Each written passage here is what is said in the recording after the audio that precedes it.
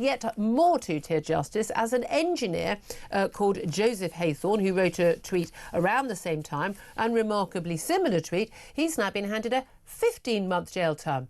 Less than half of the term that she got for near identical words. Well, let's talk about this with Vanessa Frake. She's a former prison governor and author of The Governor, My Life Inside Britain's Most Notorious Prisons. A very good morning to you.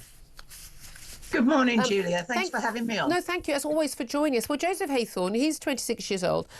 He wrote on August the 4th last year, as violence erupted in Rotherham in the wake of the Southport attack and those riots that were spread across the country. He wrote, "Go on, Rotherham, burn any hotels with those scruffy bees in it." And that's what he wrote.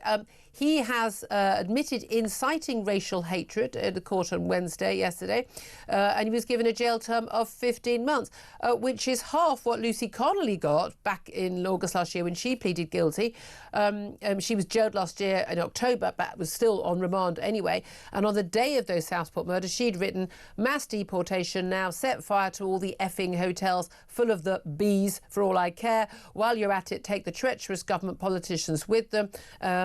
Now, I mean, these seem to be remarkably similar. He got 15 months, she got 31 months. How do we explain that? Well, I have a couple of thoughts on this. I wonder, first of all, if the Joseph Haythornne, if he was married to a Tory councillor, would he have got the same sentence as Lucy Connolly? And I think the second thing is that women are often more likely to be jailed for a first-time non-violent offence than men are. And in this case, it's a longer jail sentence than the other one. And I totally agree with you. You know, there's barely any difference between the two. The only difference I can see is that he handed himself in straight away to the police after he'd got over 1,000 views. Well, to me, incitement is incitement. Yeah. And I think that, you know, what this government has actually done is turn Lucy Connolly into a political prisoner. Well, yeah, and through their own actions. And again, I don't like what she wrote, and I don't really like her being feted as, as this wonderful, angelic figure. She wrote a really nasty thing, and I completely accept that. Look, she's lost her child herself, and therefore she would feel the deaths of these little girls more than the average person. I completely accept that, and it's clear to me that her mitigating circumstances were not accepted in court. The fact that there were, she's accused of racism, and actually we were told at the time, which is why I supported her being locked up, that she'd written other racist tweets. She hadn't.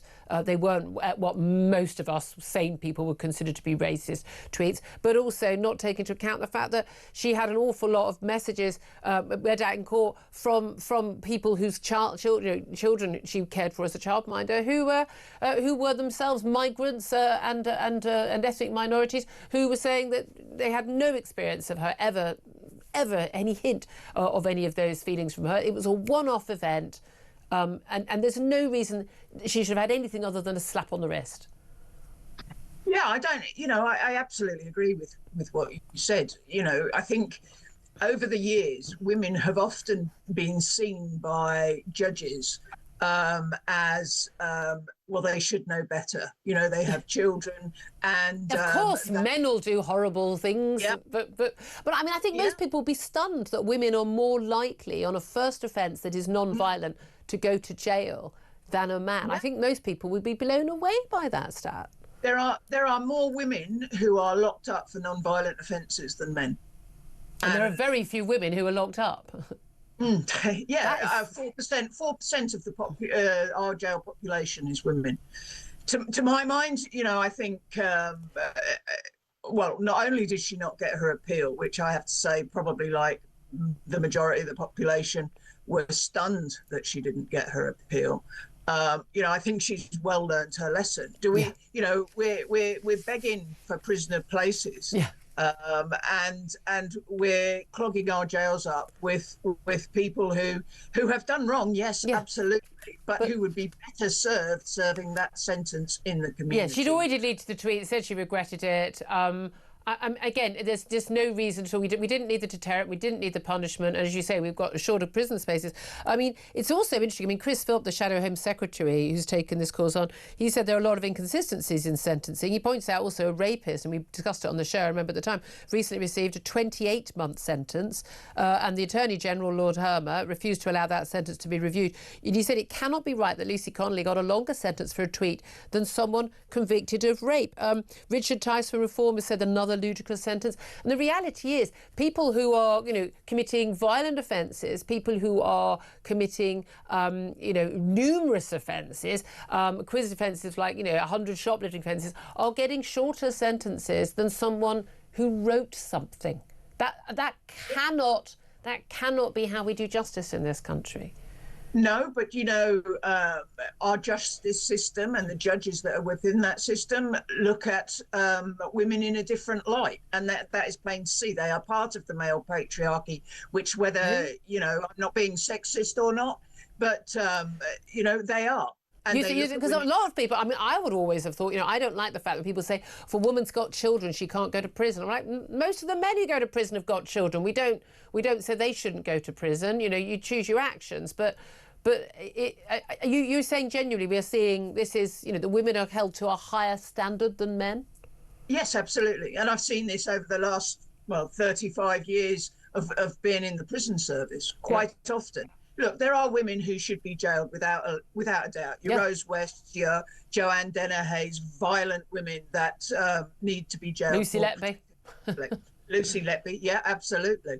I think that over the years, judges have looked at women without doubt as their daughters, their girlfriends, their partners, their wives, or whatever, and looked and thought, women should know better. Boys will be boys, but women should. Isn't that interesting? Can I ask you, as a woman who has been in a very tough job as a prison governor, what did you make of Rachel Reeves crying at PMQs yesterday? We told that it was a personal issue, she's under a lot of pressure. What did you make of that and the loss of authority that she has suffered? Would you ever have done that in your job as a prison governor? Never. Why not? Never. If I'd have had some sort of personal crisis, I wouldn't have gone to work. I would have stayed at home and dealt with it. I think I am all for women in positions of power, providing that they do a good job and are seen to do a good job. And I think this shows a weakness. But in all fairness, it's a weak government all told. So, not to be unexpected. Vanessa Frake, fascinating to talk to you, former prison governor, on that.